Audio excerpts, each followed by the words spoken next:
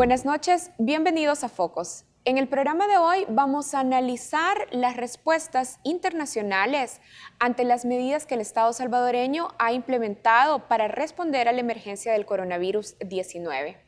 En la primera parte de este programa vamos a entrevistar a representantes de organizaciones internacionales que han reaccionado ante las medidas que sobre todo ha implementado el Ejecutivo. Quiero dar así la bienvenida a Katia Salazar. Katia Salazar es directora de la Fundación para el Debido Proceso, DPLF, por sus siglas en inglés, y nos acompaña desde Washington en una videollamada. Bienvenida, Katia. Gracias a ustedes por la invitación. Siempre es un placer compartir contigo, Karen. DPLF es una organización que se dedica a fortalecer el Estado de Derecho y a promover el respeto de los derechos humanos en América Latina. Katia, mi primera pregunta no está específicamente relacionada con el manejo de la pandemia, sino con el trabajo de la Fundación. ¿Cómo se expresa el Estado de Derecho en los ciudadanos? Es decir, ¿cómo percibimos sus beneficios y garantías en nuestro día a día, en lo cotidiano? Perfecto. Mira, Karen, te agradezco la pregunta porque justamente había un tema, mientras pensaba y me preparaba para esta entrevista, pensé que me gustaría mucho compartir con tus televidentes un punto, ¿no? Y es que la organización que dirijo, que efectivamente trabaja para promover el Estado de Derecho, está tan vinculada a la realidad de los países que se creó por los exmiembros de la Comisión de la Verdad de El Salvador. Ese es nuestro vínculo con el país y nuestro vínculo con la realidad salvadoreña. Cuando los exmiembros o cuando los miembros de la Comisión de la Verdad de El Salvador, tu país, creada además la Comisión de la Verdad por Naciones Unidas, terminaron su trabajo, uno de los puntos o una de sus principales conclusiones tenía que ver con el papel de los sistemas de justicia. Ellos concluyeron que el sistema de justicia salvadoreño durante la guerra no había cumplido con su trabajo, no había hecho lo que tenía que hacer y eso había promovido, permitido, facilitado que la violencia continuara. Entonces, estos exmiembros de la Comisión de la Verdad deciden crear una organización regional que pudiera monitorear el trabajo de los poderes judiciales de la región para que estos cumplan con su trabajo, que es justamente no solamente el de impartir justicia en casos concretos, pero es también, Karen, el rol de los poderes judiciales, el de servir de contrapeso a los posibles abusos, excesos de los otros poderes del Estado. Eso lo estamos viendo en El Salvador, ¿no? Nuevamente, la pugna o la tensión entre el Poder Judicial salvadoreño y el Poder Ejecutivo. Yo creo que es un poco difícil extendernos mucho sobre este asunto, pero creo que una respuesta muy concreta a tu pregunta, aplicable al caso de El Salvador, es que DPLF trabaja para promover poderes judiciales más fuertes y más independientes para que cumplan su trabajo, que en buena medida es también servir de contrapeso a posibles excesos de los otros poderes del Estado. Pero, ¿por qué esta independencia entre el judicial y el ejecutivo es tan importante para los ciudadanos? Bueno, ha sido, digamos, ha sido todo un proceso de las últimas, yo te diría, del último siglo, conquistar el diseño de gobierno que tiene actualmente América Latina. Nuestros presidentes, los sistemas presidencialistas que son los que tenemos en América Latina, no, eso no significa que los presidentes tienen un poder absoluto, ¿no? Se necesita un balance de poderes, un check and balance para que un Estado pueda funcionar. Las épocas en las que el presidente, el rey, el monarca decidía el rumbo del país, pues eso quedó en el siglo XIX. O sea, justamente, y reitero, no vamos a poder extendernos en esto, pero justamente uno de los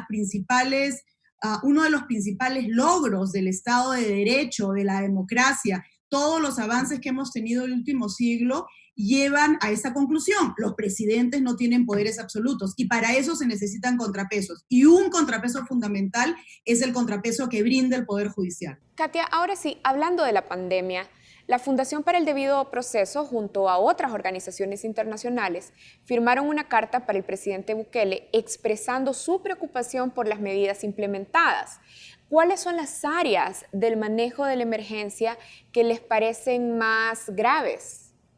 Mira, Karen, yo quiero empezar diciendo que por supuesto que reconocemos que estamos pasando por una emergencia, por una situación excepcional, donde los estados tienen que tomar medidas excepcionales. Esto es claro, ¿no? Sin embargo, los estados no pueden tomar estas medidas sin límites, sin regirse por ciertos marcos.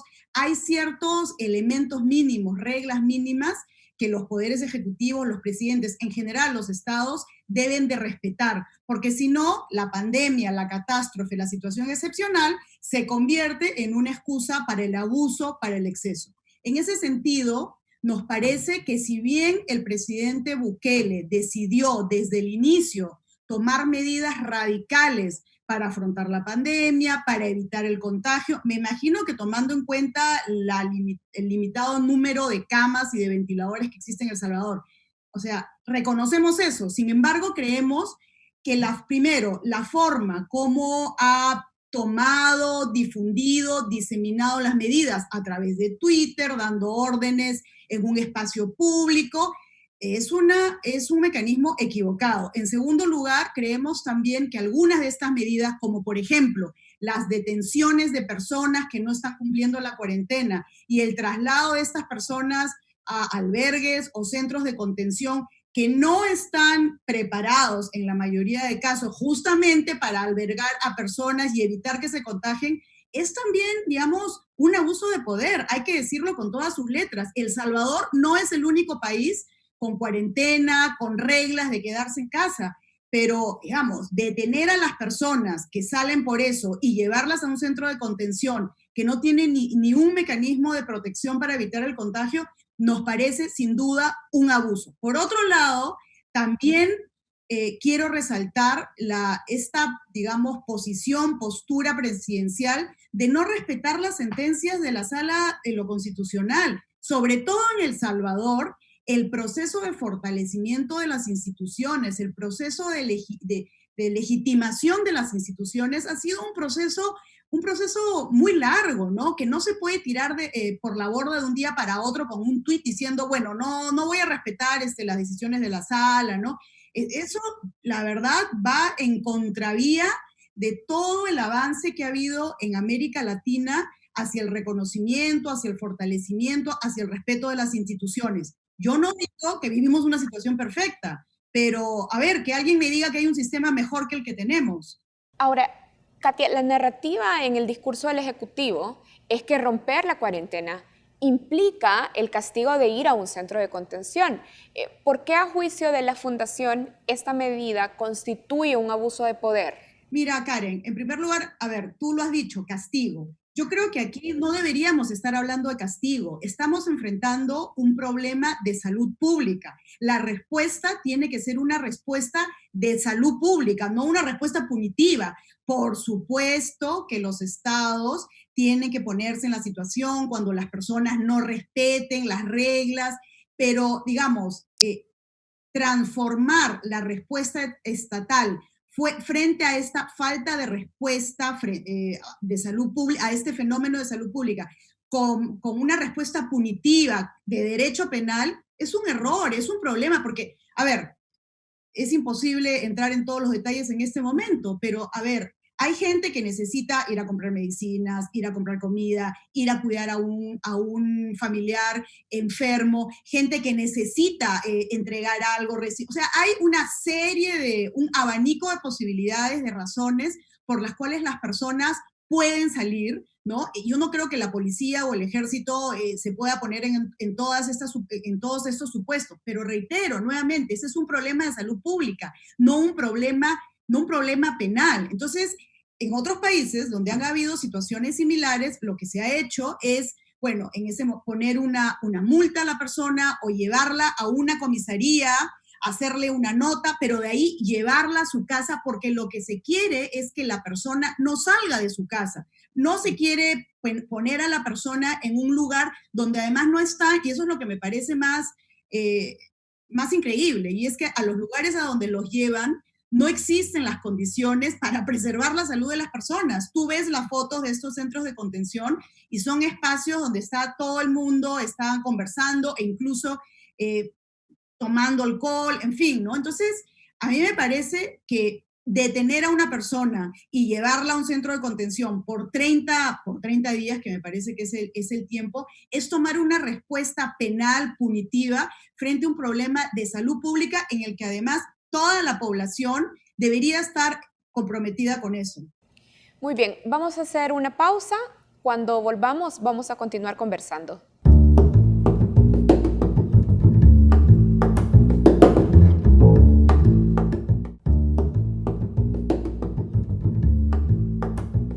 El presidente Nayib Bukele colocó los reflectores sobre su imagen y catapultó su popularidad internacionalmente.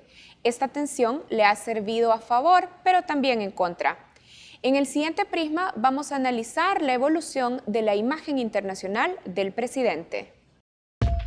El Salvador ha dado un timonazo a la derecha. Nayib Bukele se identifica con los jóvenes y quiere acabar con la violencia. Y le gusta usar jeans. A este presidente joven de 37 años, un voto de confianza después de sentirse defraudados por la izquierda y la derecha. Y su forma de hacer política ha revolucionado al país, entre otras cosas porque sabe utilizar bien las redes sociales.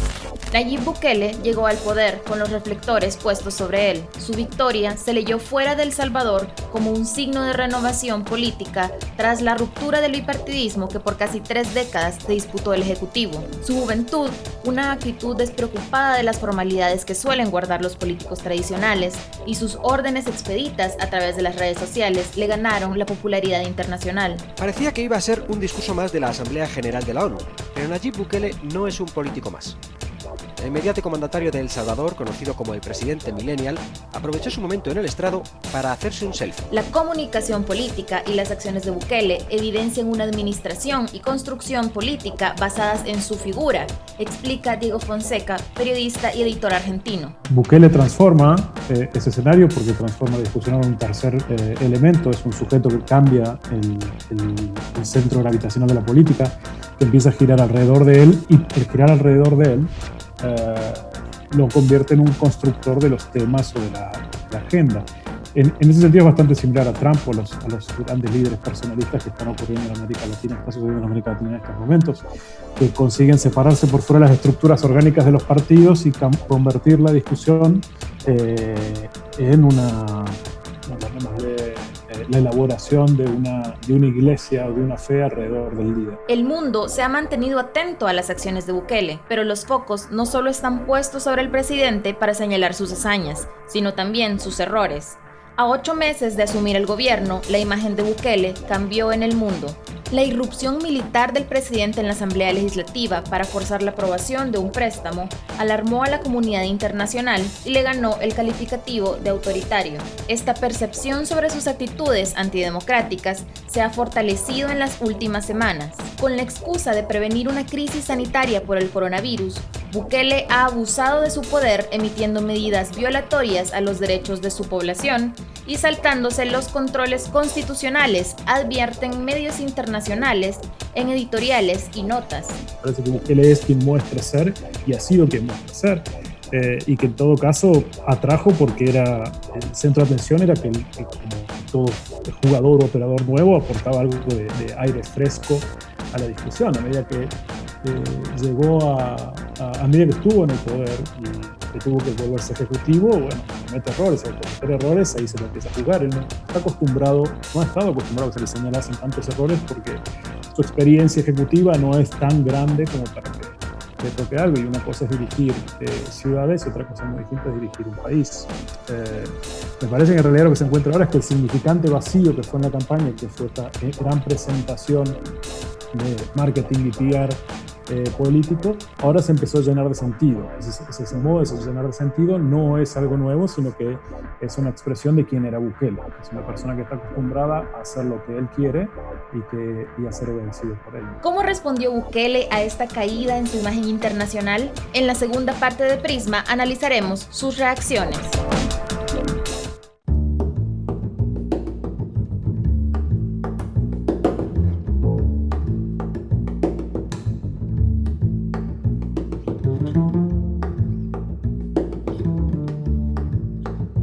Continuamos en esta videollamada, conversamos desde Washington con Katia Salazar.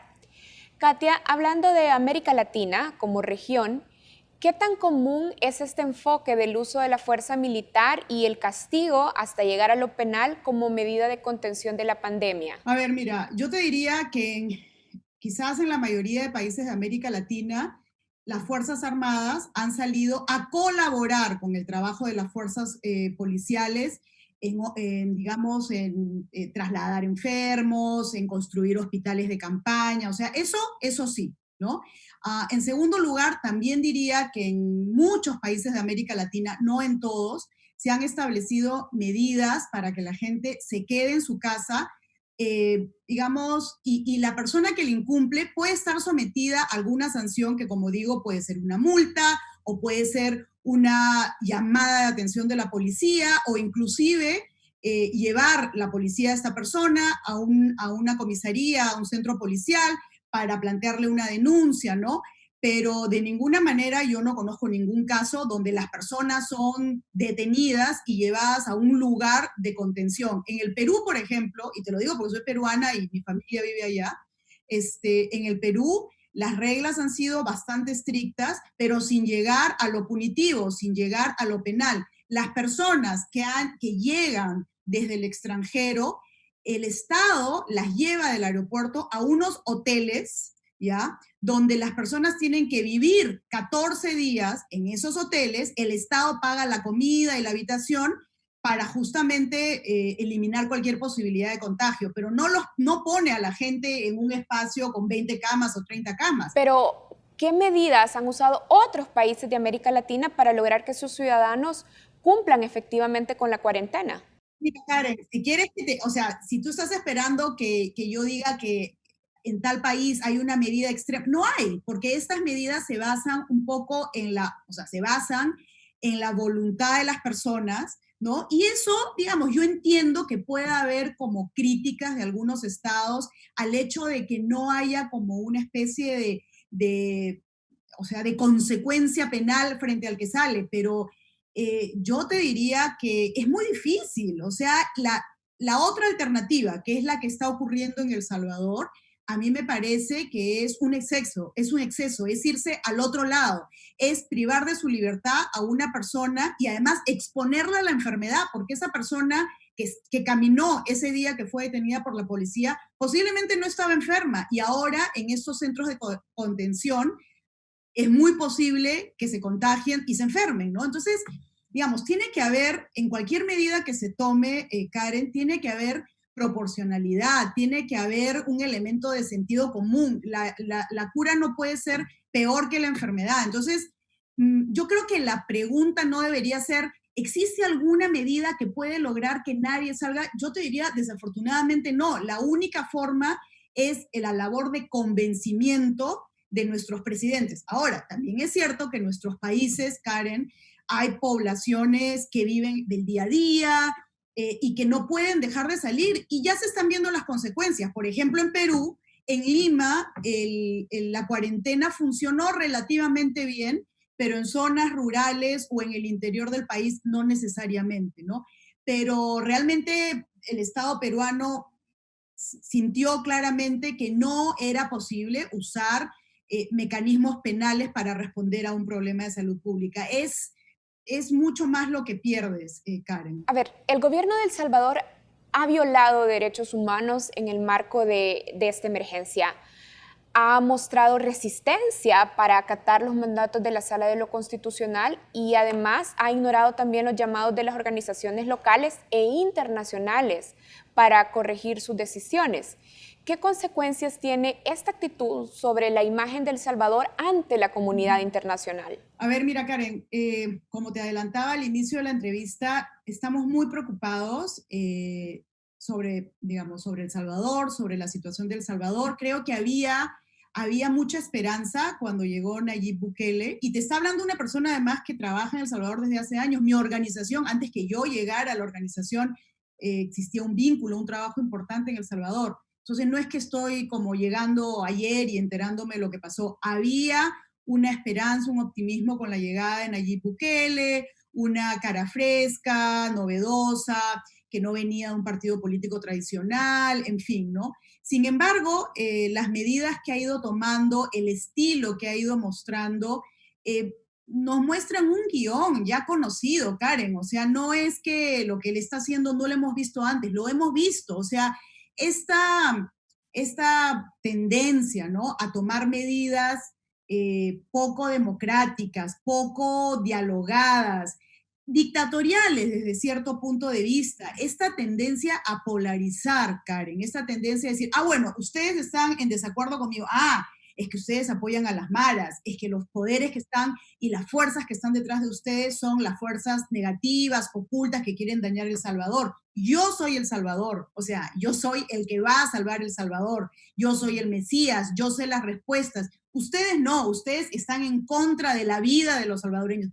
Ese guión y bueno, y la negativa a responder o a respetar las decisiones de otros poderes, ese guión es bien conocido, Karen, es bien conocido, y organizaciones de derechos humanos como la mía y otras, recordamos otros momentos de la historia donde en algunos países se empezó de esa manera, ¿no? Pienso en Venezuela, pienso en Nicaragua, y quizás no le dimos la atención que se merecía. Es decir, tuvimos estas señales de alerta, pero a la vez veíamos los resultados positivos y decíamos, bueno, hay que ser flexibles, hay que ser comprensivos, y mira dónde hemos llegado. Entonces, por esa razón es que ante estas señales de alarma, es que nos preocupamos, es que lo expresamos, es que le escribimos, ¿no? Sí, estamos muy, muy preocupados, y hay sin duda un golpe muy fuerte a la presencia internacional, al nombre de El Salvador en el exterior, que, digamos, el presidente podría decir, a mí no me importa, pero esto puede tener un efecto importante en diferentes espacios políticos, pero también económicos. Yo entiendo que tiene una buena relación con el presidente Trump, ¿no?, que es otra historia. Digamos que es el único con el que yo te diría que en su manera de gobernar hay muchas semejanzas con Trump y con Bolsonaro en Brasil. Y ahora quizás le puede ir bien con Trump, pero en noviembre puede llegar otro presidente. Y ahí la verdad que estas actitudes le van a costar caro y le van a pasar la factura, y El Salvador va a tener serios problemas. Katia, hablemos de los efectos políticos. Algunas de las medidas violan no solo las leyes a nivel local, sino también las normativas internacionales sobre derechos humanos. ¿Cómo se expresarán estos efectos? Sin duda, no lo he mencionado, pero por ejemplo la Comisión Interamericana de Derechos Humanos se ha pronunciado ya sobre la situación en El Salvador a través de diversos tweets, a través de comunicados, se ha pronunciado, y se ha pronunciado recientemente justamente por estas medidas, por ejemplo, la de no querer respetar las decisiones de la Sala Constitucional de la Corte Suprema de El Salvador, que reitero, es un logro en nuestros países, la presencia de tres poderes, el balance de poderes, que el presidente diga por tuit que no le importa lo que diga la Sala Constitucional. ¿Te imaginas el ejemplo que da a la población, no? Claro, él está tratando de ganar adeptos, de que lo vean como, reitero, como El Salvador, como el Mesías, como el que tiene el contacto directo con Dios, ¿no?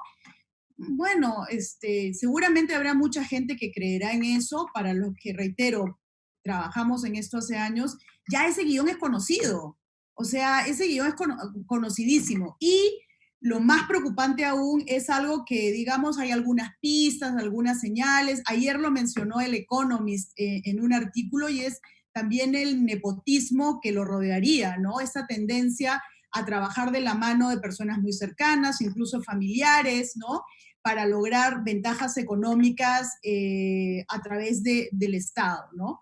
Esto también es muy, muy preocupante. Katia, la Sala de lo Constitucional ha emitido resoluciones que no han sido acatadas con precisión ni por el Ejecutivo ni por el Legislativo.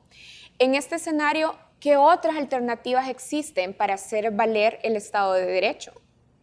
Sí, bueno, tú quieres que dé los mecanismos así infalibles. A veces no hay mecanismos tan directos, pero lo que sí te puedo decir es que la Comisión Interamericana juega un rol muy importante. La sociedad civil salvadoreña puede usarla, puede requerirla aún más, que se pronuncie aún más. Y también existe siempre, Karen, el mecanismo de la denuncia internacional contra un Estado. O sea, justamente la Comisión y la Corte Interamericana tienen dentro de su mandato el investigar casos de violaciones de derechos humanos y nadie, o sea, es posible que las organizaciones de derechos humanos salvadoreñas preparen una demanda contra el Estado salvadoreño por violaciones de derechos humanos, por violaciones de la Convención Americana de Derechos Humanos, que en algún momento llegue a la Corte y en algún momento haya una condena de la Corte Interamericana contra El Salvador, seguramente cuando el presidente Bukele ya no esté, y sean todos los salvadoreños los que tengan que pagar las reparaciones, ¿no? Entonces yo, si fuera salvadoreña, me preocuparía porque yo sabría que esto que está pasando hoy puede tener una consecuencia judicial en el futuro, en 5, 6 o 7 años, que normalmente acarrea también una respuesta económica, porque una sentencia de la Corte Interamericana tiene reparaciones y al final todos los vamos a tener que pagar, todos los salvadoreños van a tener que pagar eso. Entonces, sí, por supuesto, no solamente están los órganos internacionales que le están recordando al presidente Bukele los problemas que hay en su administración, sino que también hay mecanismos concretos como esto, como una sentencia de la Corte Interamericana que podría venir contra El Salvador. Bien, muchísimas gracias, Katia, por hacer tiempo para esta entrevista. Katia Salazar, directora de la Fundación para el Debido Proceso. Muchas gracias. Gracias a ti, Karen. Nosotros hacemos una pausa. Cuando regresemos vamos a continuar con el tema de hoy, que es un análisis de las respuestas internacionales ante las medidas que el Estado salvadoreño ha adoptado en este contexto de emergencia. Ya volvemos.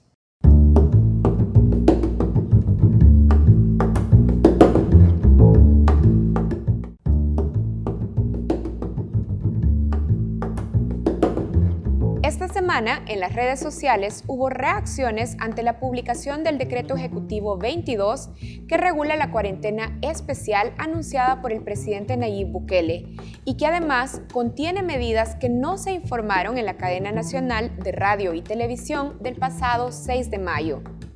El tuit fue el primero de un hilo en el que se anunciaron 5 medidas puntuales que se echarían a andar a partir del 7 de mayo y con una duración de 15 días. La no circulación del transporte público en todo el país. Luego, la limitación de compra de alimentos o medicamentos según los días establecidos de acuerdo al último dígito del DUI. Otra de las medidas es la obligación de ir al supermercado o mercado más cercano dentro del municipio de residencia. Otra de las medidas es la prohibición de dejar el municipio de residencia en zonas metropolitanas. El decreto también indica que el Ejecutivo repartirá 2.7 millones de canastas básicas. En el mismo hilo, el presidente Bukele intentó posicionar la etiqueta 15 días por SB, que no ha tenido mayores repercusiones en la red social.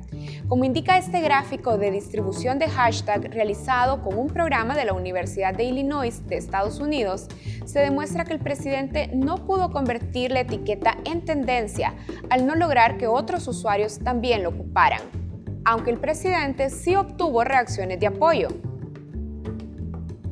Muchas interacciones demostraban rechazo e incertidumbre.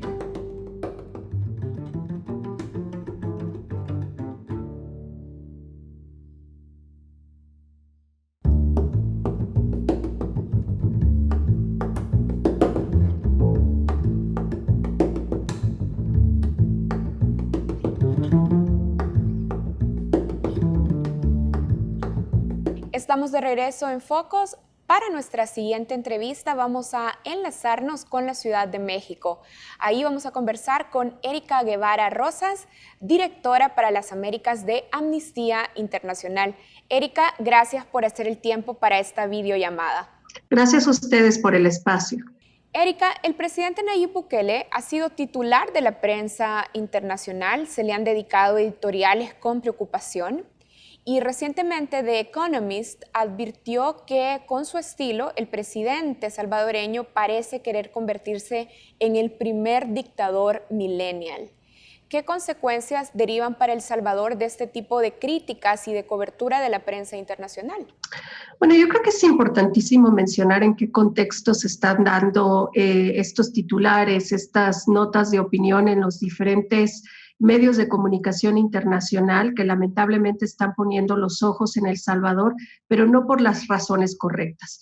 Tristemente, los actos que hemos visto por parte del presidente Nayib Bukele en las últimas semanas son de altísima preocupación, precisamente por lo que nosotros consideramos son atentados al Estado de Derecho, al fortalecimiento de la institucionalidad en un país azotado por una grave crisis en materia de derechos humanos, un país azotado por la violencia, por las grandísimas desigualdades económicas, sociales y muchos otros desafíos históricos que sabemos que son un reto importantísimo para el gobierno de la actual administración, pero que lamentablemente, lejos de poner los derechos humanos de las personas en el centro de todo el accionar, pues hoy vemos estas acciones que se pudiesen calificar como autoritarias. Y todo con el pretexto o la excusa de atender una pandemia que sin duda alguna impone un enorme reto para el gobierno para proteger la salud pública, pero también los derechos humanos de las personas,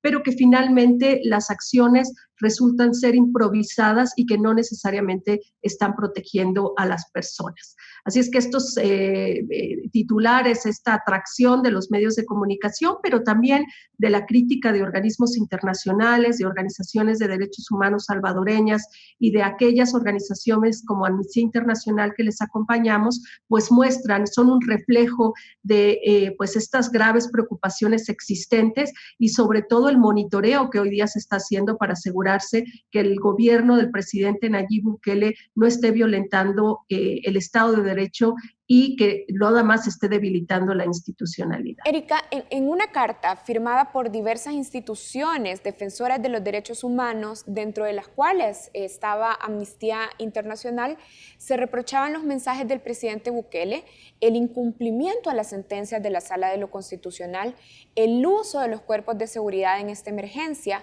Pero lo cierto es que confrontar a la Sala y militarizar el país no ha sido exclusivo de la gestión Bukele, porque ahora percibimos una condena internacional mucho más fuerte ante este tipo de actuaciones.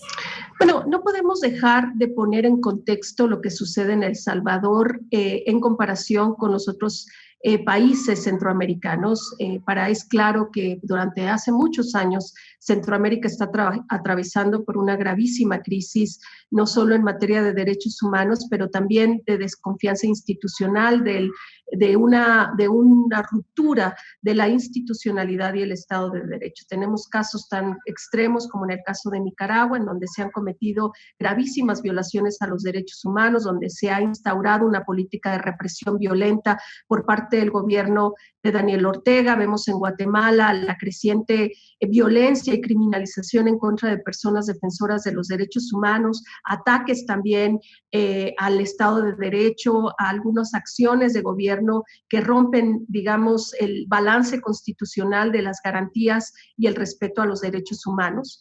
Y sin duda alguna El Salvador, que hasta hace algunos meses ocupaba también la atención mediática y de las organizaciones internacionales, precisamente con un sentido de esperanza por la oportunidad de cambio que tenía y que consideramos sigue teniendo el presidente Nayib Bukele, un presidente que llega con una narrativa distinta, una narrativa de combatir la corrupción, la impunidad, de combatir los grandes índices de violencia, de proteger a las personas que históricamente han estado marginalizadas y mayormente vulneradas a sus derechos humanos, abierto al escrutinio internacional. Inclusive nosotros tuvimos un encuentro, yo personalmente me reuní con el presidente Nayib Bukele para hacer la entrega de una serie de preocupaciones, pero también de recomendaciones que considerábamos su gobierno podía implementar para avanzar en la agenda de derechos humanos.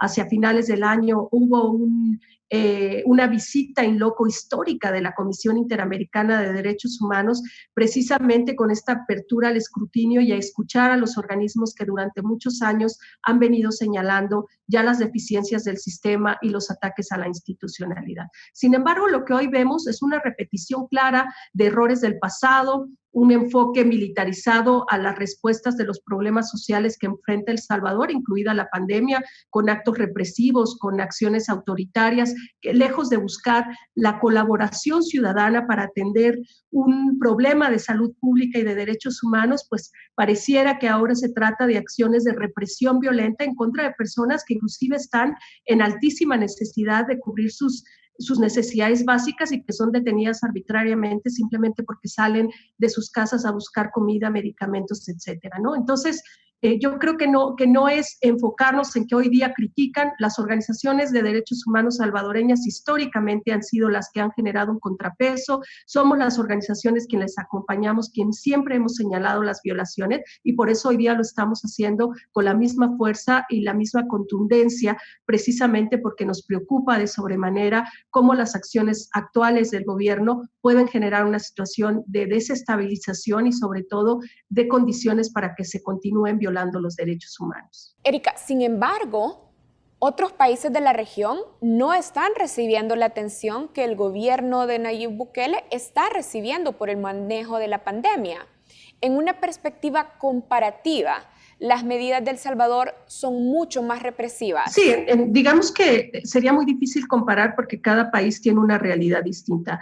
A mí me gustaría señalar que efectivamente vimos nosotros muy positivamente que la gestión del presidente Nayib Bukele haya sido tan rápida. Parecía que el presidente entendía muy bien la dimensión de esta pandemia, que se trata de un problema global, se trata de una situación que viene a exacerbar problemas estructurales y sistémicos que enfrentan nuestras sociedades debido a la falta de inversión pública para garantizar derechos humanos y particularmente el derecho a la salud. Su rápida acción, la contundencia de sus mensajes parecían que positivamente sería un ejemplo en el continente, no solo en Centroamérica, de contención del virus en pleno respeto de los derechos humanos de las personas. Sin embargo, tristemente vemos que como ha venido evolucionando la acción del gobierno ha sido precisamente todo lo contrario, con cierta torpeza, con cierta improvisación y sobre todo nos parece que el presidente Nayib Bukele pareciera no entender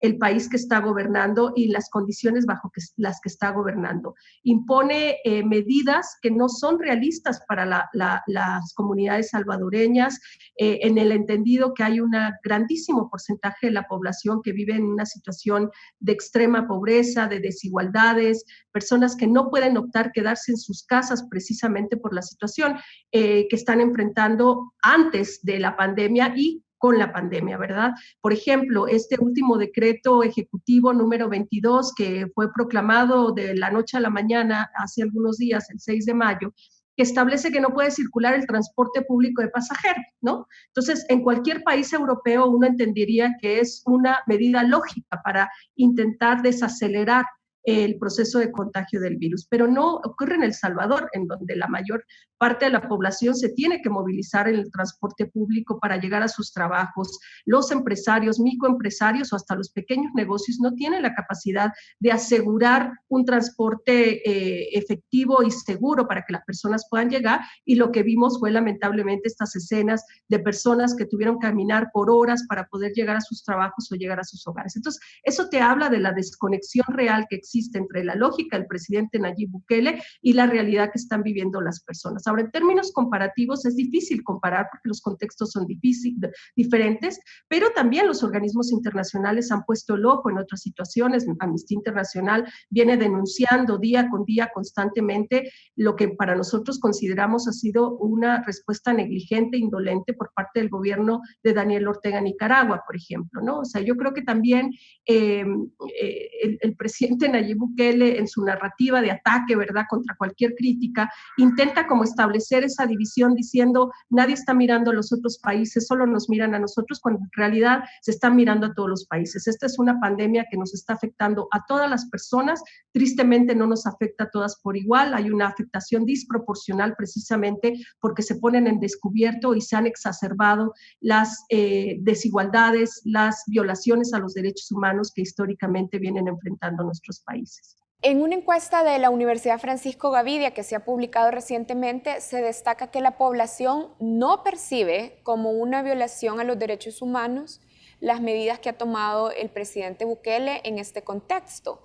El mismo presidente desde su cuenta de Twitter ha menospreciado las críticas que lo señalan de autoritario.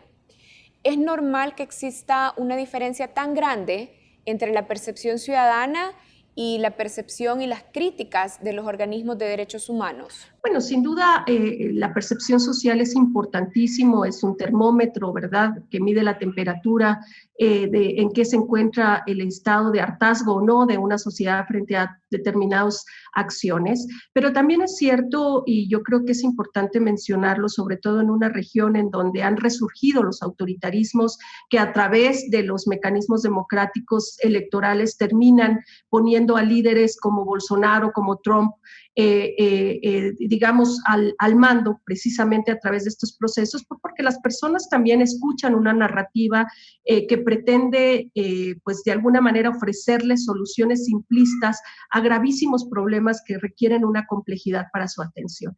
Yo creo que un poco ese es el discurso que ha manejado el presidente Nayib Bukele, sobre todo a través de sus redes sociales, hace ataques frontales en contra de las organizaciones de derechos humanos, no solo de los organismos internacionales, sino inclusive de las organizaciones de la sociedad civil salvadoreñas, que históricamente han sido quienes han, de alguna manera, reemplazado la responsabilidad del Estado de protección de los derechos humanos, de las víctimas, ataca desmedidamente a los medios de comunicación, sobre todo al periodismo alternativo, independiente, que también busca una mirada crítica frente al accionar del gobierno, y acusa a las organizaciones como la nuestra, a través de las cartas que le hemos enviado últimamente, a decir que tenemos agendas ocultas, que recibimos financiamiento cuestionable y este tipo de cosas que genera una narrativa que por supuesto le llega a las personas, además a él monopolizado, ¿verdad?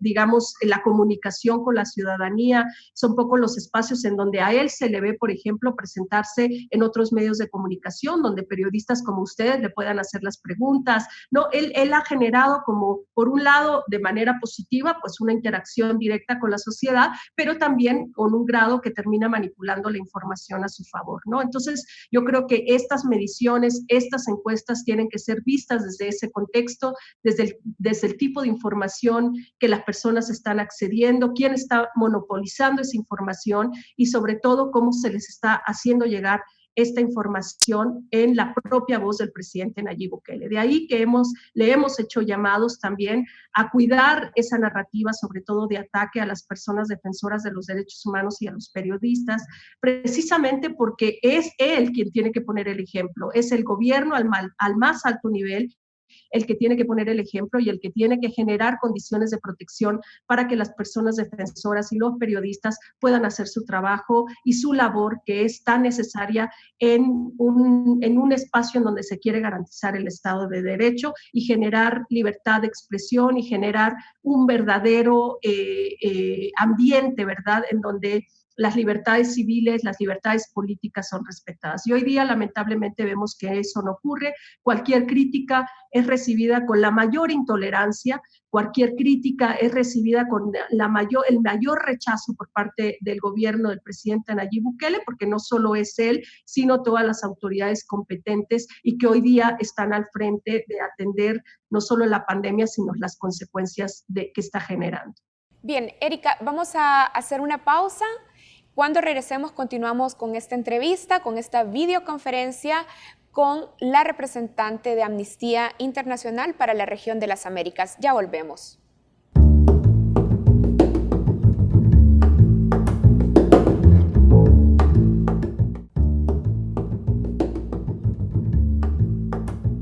En la segunda parte de nuestro Prisma continuamos analizando la respuesta del presidente Nayib Bukele a las críticas de medios y de la comunidad internacional. El 25 de abril, el mundo miró a El Salvador por estas imágenes.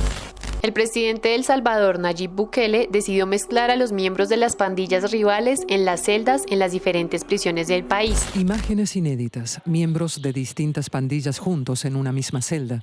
Desde 2002 regía una separación estricta para evitar enfrentamientos. El propio Bukele y miembros de su gobierno los encargados de difundir en las redes sociales estas impactantes imágenes que han dado la vuelta al mundo. Las fotografías de cientos de presos hacinados, semidesnudos, esposados y amontonados en plena pandemia del coronavirus no solo logró la atención de medios internacionales de comunicación, sino que preocupó a la comunidad internacional. La declaratoria de emergencia en las cárceles, tras el incremento de los homicidios durante el fin de semana del 24 al 26 de abril, fue criticada a nivel global. y a criterio del embajador de la Unión Europea, Andreu Bassols, también afectó la imagen del país. El problema de las imágenes. Hay imágenes que es mejor que no se produzcan. Por ejemplo, cuando se vieron esas imágenes de los prisioneros que habían sido agrupados en grandes salas y que estaban expuestos al contagio, ¿verdad? Estaban expuestos a una situación de peligro y eso tuvo lugar los días después de este aumento lamentable de homicidios, este aumento terrible de homicidios durante el fin de semana. Esa es una imagen que, como usted decía, ha dado la vuelta al mundo. Y es una lástima porque yo creo que el gobierno está haciendo muy bien trabajo de lucha contra la pandemia, pero estas imágenes no están beneficiando la imagen del país. La erosión de su imagen internacional ha llevado al presidente a reaccionar contra los medios de comunicación y las organizaciones defensoras de derechos humanos en redes sociales, el canal que hasta ahora ha sido su voz tanto para emitir órdenes a sus funcionarios como para comunicarse con la población. En simultáneo, en el medio colombiano El Tiempo, apareció un contenido pagado a favor del presidente Bukele, destacando sus logros en la atención a la emergencia de COVID-19. Jonathan Bock, periodista colombiano y miembro de la Fundación para la Libertad de Prensa, FLIP, analiza esta respuesta. Por algunas características que hemos visto del comportamiento del presidente de El Salvador, pues yo destacaría dos cosas. La primera, frente a gastarse esos recursos de publicidad oficial, pues es un poco ese síndrome del funcionario narciso, ¿no? De querer verse muy guapo y atractivo en todos los medios de comunicación y para eso gastar recursos públicos.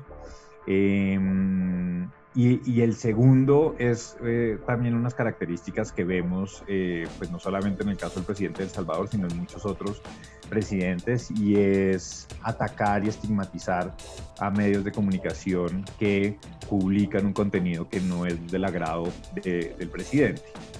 Y ahí pues creo que es muy dañino ese tipo de críticas cuando no vienen soportados y cuando lo único que se busca es generar un manto de dudas sobre los medios de comunicación y, como digo, empezar a estigmatizarlos, que cuando estas estigmatizaciones vienen por parte de un funcionario público, pues muchas veces terminan teniendo una consecuencia de violencia o de amenazas y agresiones contra los periodistas de esos medios de comunicación. Pero mientras Bukele condenó a los medios que lo criticaron, una opinión en su favor emitida por Laura Echarren en el periódico Infobae recibió sus felicitaciones. Infobae dijo a Focus que esta columna no representa la opinión de su medio. A pesar de todo, el presidente Bukele continúa gozando de altos niveles de popularidad entre la población salvadoreña. ¿Bastará esto para justificar sus acciones frente a la comunidad internacional?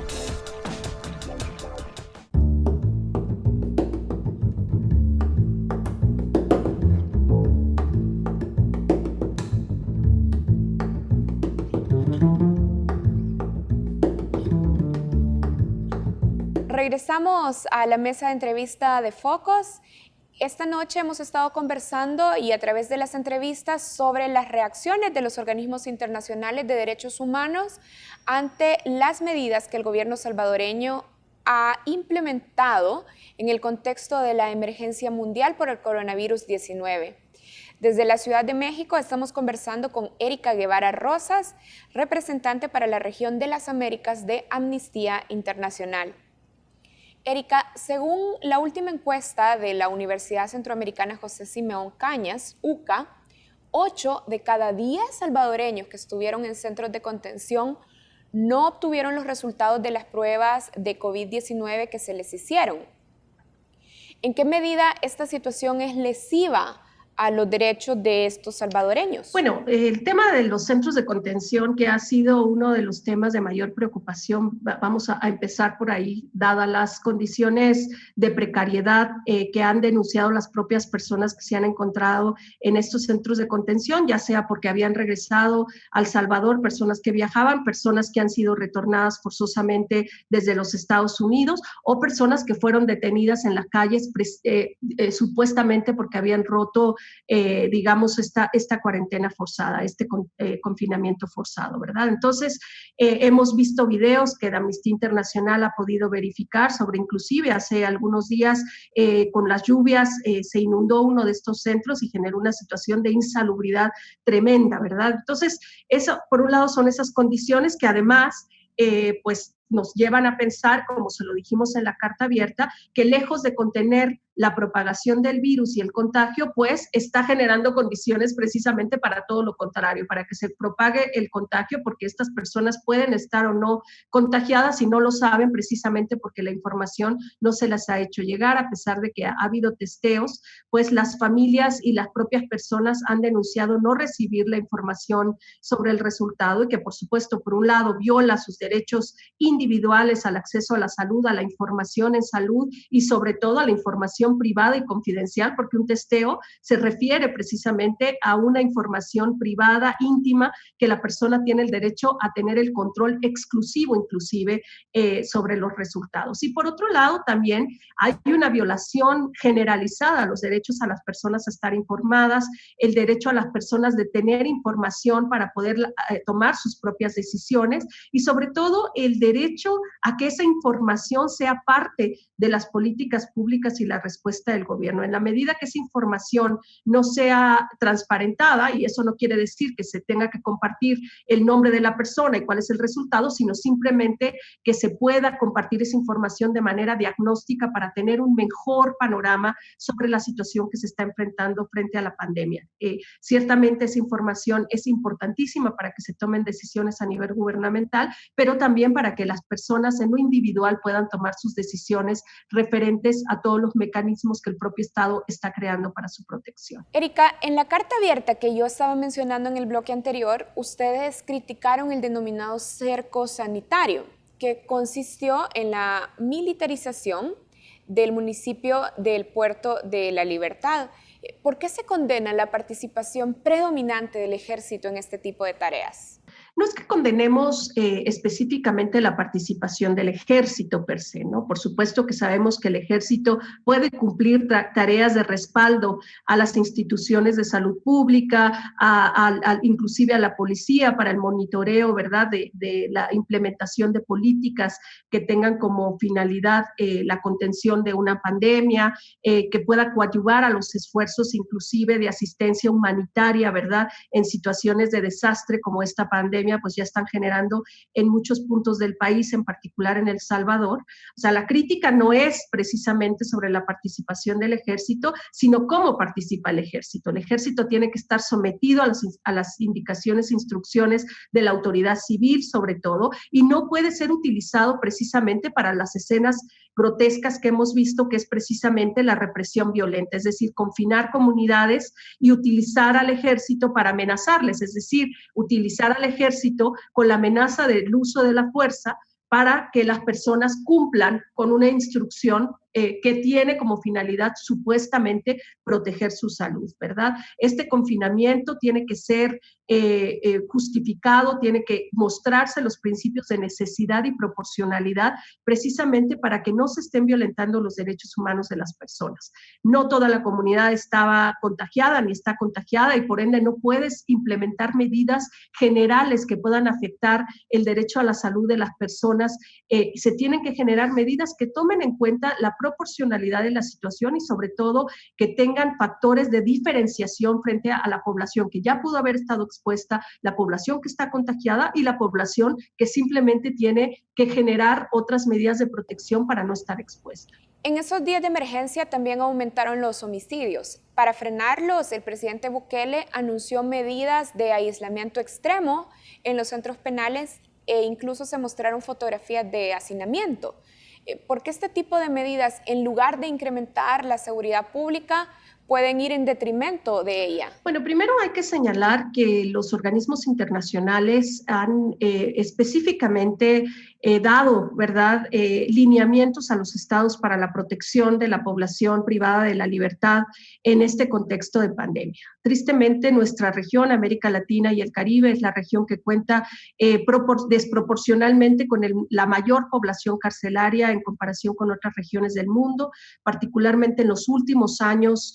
El aumento, el incremento de la población carcelaria ha sido pues alarmante, más del 120% de un incremento del número de personas que han sido privadas de la libertad, y en consideración que las cárceles son precisamente lo más, digamos, que se ha dejado negligentemente a un lado dentro de todo el sistema de justicia criminal, ¿verdad? Y hoy día nos encontramos con centros que no cumplen con estándares mínimos de garantizar dignidad para quienes se encuentran recluidos, que se encuentran en gravísimo hacinamiento, que no tienen medidas sanitarias ni condiciones para enfrentar una pandemia de esta naturaleza. Entonces, poniendo eso en contexto, es sumamente alarmante que el presidente Nayib Bukele presente una situación, ¿verdad?, vinculada a la violencia, vinculada a la influencia del crimen organizado, como si fuera un dilema, ¿verdad? Un falso dilema entre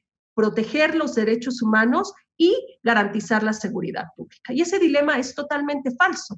El Estado, y sobre todo un Estado, un gobierno que respeta el Estado de Derecho, que respeta los derechos humanos de las personas por igual y que respeta sobre todo la institucionalidad, tiene que garantizar que sus medidas de seguridad pública estén en línea con sus compromisos y obligaciones, tanto internacionales como nacionales, en materia de derechos humanos. Y esto es no solo para garantizar la dignidad y de los derechos humanos de las personas privadas de libertad, pero también para garantizar la dignidad y los derechos humanos de las víctimas de los crímenes que esas personas pudieron haber cometido.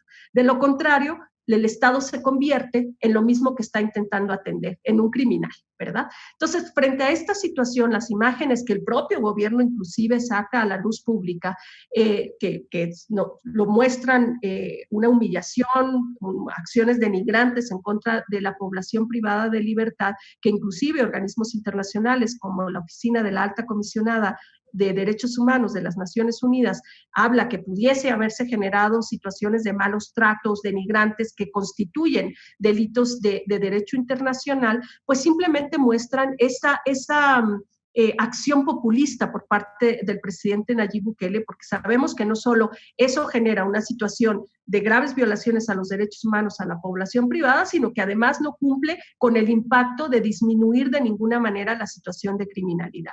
Si existe denuncias, por ejemplo, de personas que están cometiendo un crimen dentro de las cárceles, esas denuncias tienen que ser investigadas y aquellas personas responsables de acción penal tienen que ser llevadas ante la justicia, y es la justicia la que tiene que determinar esas situaciones de criminalidad. Erika, una pregunta final. ¿Qué recomendaciones hace Amnistía Internacional a países como el nuestro, como El Salvador, que tienen una importante cantidad de salvadoreños en el sector informal, en el sector de trabajo informal? Y recordemos que en esta emergencia, este sector no puede salir de sus hogares y se corre el riesgo de que no puedan llevar comida a sus casas. Bueno, sin duda alguna ese es el enorme desafío, sobre todo en los países de nuestra región, en donde un grandísimo porcentaje de la población depende de la economía informal, e inclusive aquellas personas que dependen de alguna economía formal no cuentan con los beneficios ni las seguridades sociales para proteger su salario y proteger todos sus derechos al acceso a la salud. Sin que puedan quedarse en casa. O sea, simplemente eso es una situación irreal para la mayoría de la población en nuestros países, sobre todo los países que atraviesan situaciones de altísimos índices de pobreza, como en el caso de El Salvador. Las medidas recomendadas, digamos, es precisamente que se tomen en consideración estas grandísimas desigualdades, que los gobiernos asuman medidas que alivien de alguna manera, medidas económicas y sociales que alivien la carga que puedan llevar estas personas que no tienen acceso a ingresos en este momento. Por ejemplo, en el caso que hemos visto en El Salvador, este abarrotamiento de las sedes del Centro Nacional de Atención y Administración de Subsidios, que ha prometido el presidente Nayib Bukele que entregará algunas ayudas económicas, pues no quedan claros los criterios, ha sido confuso, no hay información accesible para las personas para saber cómo pueden acceder a estos recursos y ni siquiera hasta este momento se sabe cómo se han distribuido, no hay información, digamos, transparente ni que rinda cuentas frente al uso de estos recursos. Así es que esas son las medidas que el gobierno podría estar tomando, transparentar, ser más abierto a la rendición de cuentas, pero sobre todo generar criterios muy claros que beneficien a las poblaciones mayormente marginalizadas por su situación económica y de grandísimas desigualdades sociales. Erika, muchas gracias por aceptar esta llamada, esta entrevista con Focos. Muchas gracias a ustedes y seguimos monitoreando la situación en El Salvador muy de cerca y coadyuvando a los esfuerzos de la sociedad civil salvadoreña para hacer respetar los derechos humanos. Bueno, así cerramos esta entrevista, este enlace con la directora regional para las Américas de Amnistía Internacional. Hacemos una pausa y ya regresamos.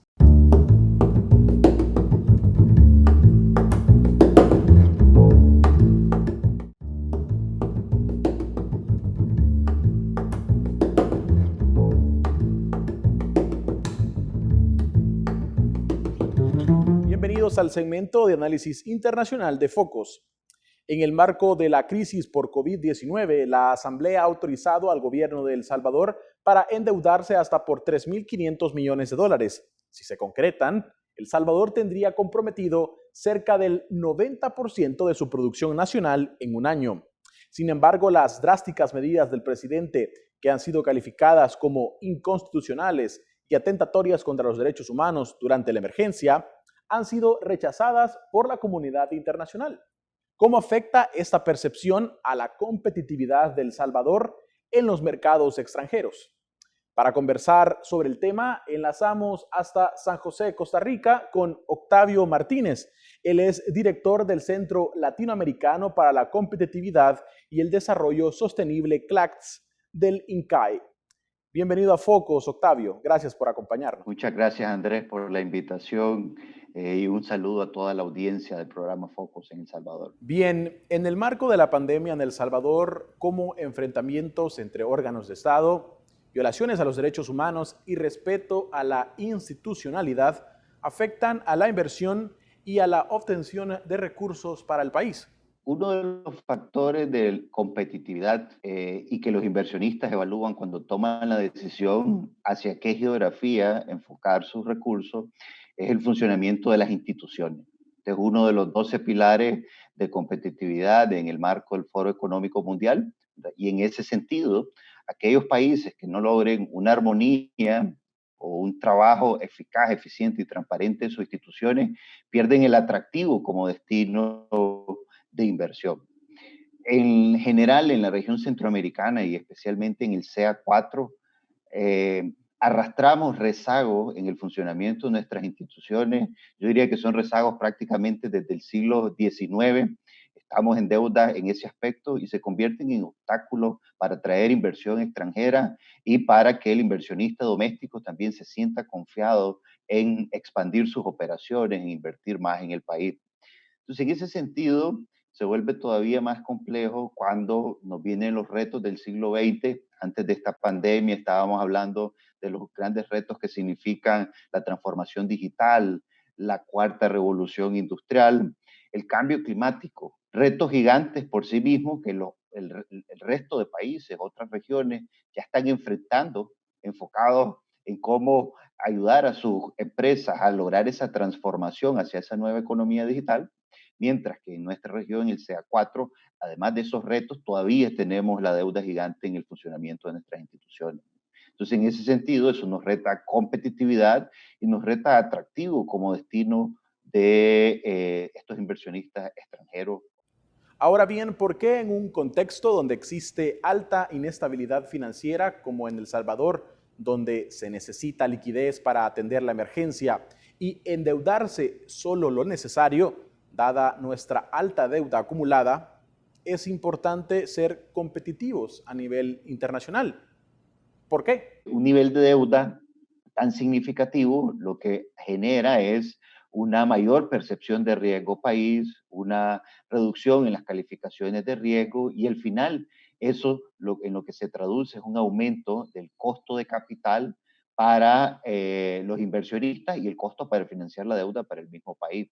Entonces, en el caso de los inversionistas extranjeros o locales, frente a un riesgo país mayor, van a tener que tener un costo de financiamiento mayor o demandar tasas de rendimiento superiores para hacer las inversiones, en este caso en El Salvador o en general en nuestros países. Entonces, en ese sentido, limita las oportunidades de inversión para el país por el lado del sector privado. Pero por otro lado, tenemos el problema del costo de la deuda en sí mismo. Tenemos que salir a colocar cerca de 2.000 millones de dólares en el caso de El Salvador, si no un poco más. Idealmente, estos recursos deberían venir de los organismos multilaterales en condiciones concesionales de plazo y de tasa, pero va a ser muy difícil que un FMI, que un Banco Mundial tengan la capacidad de darle todos los recursos que requieren todos los países del mundo de manera simultánea.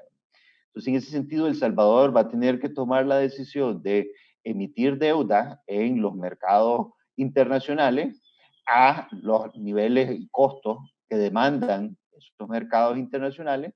Y, por ejemplo, en la última emisión que tuvo El Salvador, me parece por ahí de marzo, alrededor de 400 millones, la tasa que demandaron estos inversionistas fue del 9,5%, que es sumamente oneroso para un país.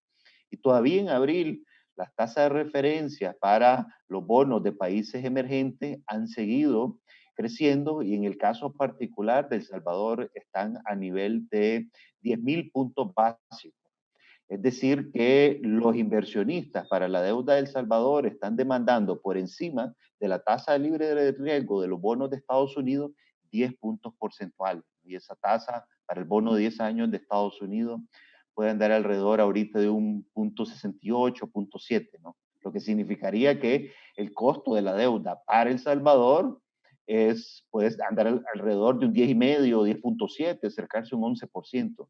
Para deuda soberana son niveles sumamente onerosos, yo diría que rayando en lo insostenible en el largo plazo. Bien, y finalmente, si a este panorama difícil para conseguir financiamiento que acabas de describir se suman medidas que violan derechos fundamentales de los salvadoreños, así percibidas por la comunidad internacional, y la débil estabilidad política en el país, ¿qué podemos esperar de los inversionistas y de nuestra competitividad ante los mercados extranjeros? Todos los factores que afecten la percepción de riesgo de los inversionistas va a convertirse en un premium que van a demandar en sus tasas de rendimiento. Entonces, en la parte macro y fiscal, por ejemplo, así como un nivel de deuda por encima de las líneas naturales o las recomendaciones de deuda sostenible para un país, los niveles de déficit fiscal más allá del límite recomendado para déficit fiscal, buen manejo de la política macroeconómica y la política fiscal del país, así como las dinámicas internas que de cierta forma generen esa percepción de que somos países donde no hay armonía entre los diferentes sectores, donde no hay Estado de Derecho, donde no hay respeto al funcionamiento de las instituciones y las leyes, al final eso se convierte en percepción de riesgo. Entonces, en la medida que generemos esa percepción de riesgo, los inversionistas van a reaccionar y demandar un mayor rendimiento por su inversión, porque al final esto es una competencia por los recursos a nivel internacional.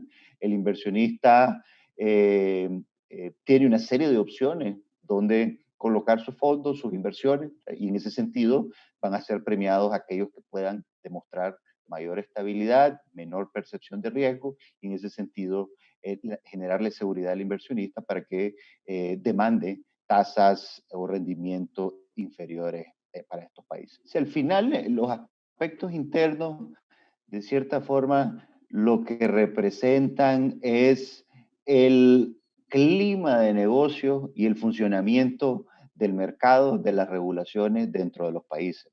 O sea, en ese sentido, la recomendación para un país es que internamente trabajemos en todos aquellos aspectos que estén afectando nuestro clima de negocio, que estén afectando el funcionamiento de los mercados, de las regulaciones, que no den claridad al inversionista, ¿verdad? Y que generen un poco de incertidumbre en ese sentido, ¿verdad? Porque al final no hay nada más nervioso, dice un dicho, que $1 millón. O el inversionista quiere tener ese dinero en un ambiente que se sienta seguro, que sabe cuáles son las normas de trabajo y que sienta confianza de que estas no van a cambiar en el corto plazo, ¿no? Que hay estabilidad, que hay armonía entre los diferentes actores, ¿no? Y eso es muy importante en todos los países. Entonces, en ese sentido, va a haber una predilección natural del inversionista, del empresario, de darle un mayor apoyo o priorizar la colocación de sus recursos en los ambientes que tengan estas condiciones. Muy bien, muchísimas gracias, Octavio. Muchas gracias, Andrés, y a toda la audiencia de Focus. Con esto concluimos este segmento. Para ver más contenido, ve a focustv.com. Ya regresamos.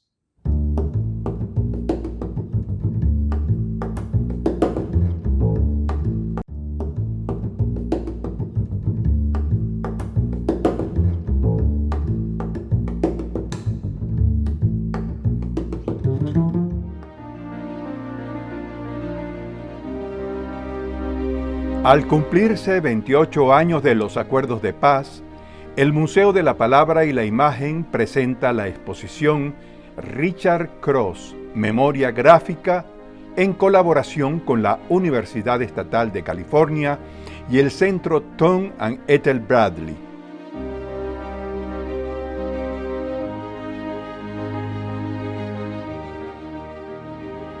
Richard Cross documentó el período turbulento de los conflictos armados en América Central, desde 1979 hasta 1983, año en que fue asesinado a los 33 años durante una misión periodística en Honduras junto a Dial Torgerson de Los Angeles Times, cuando el automóvil en el que viajaban fue destruido por una mina terrestre.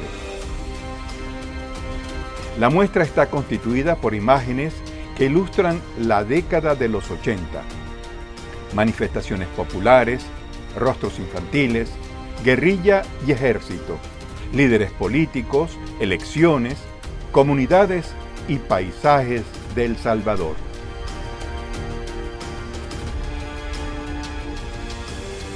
Sobre esta nueva propuesta del Museo de la Palabra y la Imagen nos habla José Luis Benavides, destacado profesor de periodismo de la Universidad Estatal de California y director del mencionado centro que digitalizó la colección. Hola, mi nombre es José Luis Benavides, soy director del Tom and Ethel Bradley Center en la Universidad del Estado de California en Northridge, en Los Ángeles, y quiero invitarlos hoy a que vengan al Museo de la Palabra y la Imagen aquí en El Salvador a ver la exhibición de Richard Cross, Memoria Gráfica, para celebrar también el 28 aniversario de los Acuerdos de Paz. Richard Cross fue un fotógrafo norteamericano que murió en Honduras en 1983, pero que durante 1981 y 1983 registró lo que ocurría en El Salvador, en Guatemala y en el sur de México. Las fotos que traemos al Museo de la Palabra y la Imagen son unas fotos que muestran el lado humano y el lado en realidad de las personas comunes y corrientes acerca de lo que ocurría en ese momento en El Salvador. Richard Cross trabajó para varios medios internacionales como freelance, como un reportero gráfico que vendía sus fotografías, pero los archivos que nosotros tenemos en el Tom and Ethel Bradley Center son archivos que conservan la fotografía completa de Richard Cross. Entonces hemos digitalizado ese material y ahora lo hemos puesto a disposición del Museo de la Palabra y la Imagen, lo que nos permite presentar una breve exhibición acerca del trabajo de Richard Cross.